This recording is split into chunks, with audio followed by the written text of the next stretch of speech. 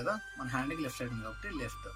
Okay, L అంటే ఇప్పుడు ఆర్కి reverse అనమాట ఇది. ఇప్పుడు ఆర్ని మనం ముందు తిప్పాం కదా, ఇలా ముందు తిప్పాం కదా, బట్ ఎల్ కేసులో ఏమవుతుందంటే రివర్స్లో అనమాట. ఎల్ని రివర్స్ ఇలా తిప్పుతాం మనం.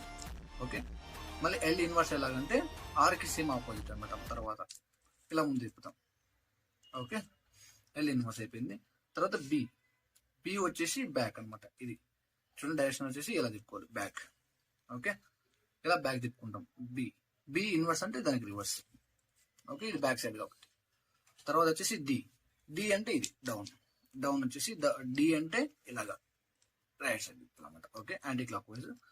తర్వాత డి ఇన్వర్స్ అంటే క్లాక్ వైజ్. ఓకే, ఇది అయిపోయిన తర్వాత ఎఫ్ అంటే ఇది మన ఫ్రంట్ సైడ్ కాబట్టి ఇది ఇలా తిప్పుకుంటాం. ఓకే, ఇది ఎఫ్ ఇన్వర్స్ అంటే సేమ్ ఇదే ఫ్రంట్ని మళ్ళీ ఇలా తిప్పడం. ఓకే, అది మనకి ఎఫ్ ఇన్వర్స్ అవుతుంది. తర్వాత వచ్చేసి మనకి యూ కదా, యూ వచ్చేసి ఇది టాప్ కదా, ఇది మనకి అప్ సైడ్ అవుతుంది అనమాట. యూని ఇలా తిప్పాలి. ఓకే, తర్వాత వచ్చేసి యూ ఇన్వర్స్ అంటే దీన్ని సేమ్ ఇలా రివర్స్ తిప్పేస్తే యూ ఇన్వర్స్ అయిపోతుంది. ఫస్ట్ అయితే ఇవి మనకి బేసిక్స్ అనమాట. దీన్ని బేస్ చేసుకుని మనం క్యూబ్ సాల్వ్ చేయాల్సి ఉంటుంది మనము. ఓకే, ప్రస్తుతానికి అయితే ఇది చూసుకుందాం.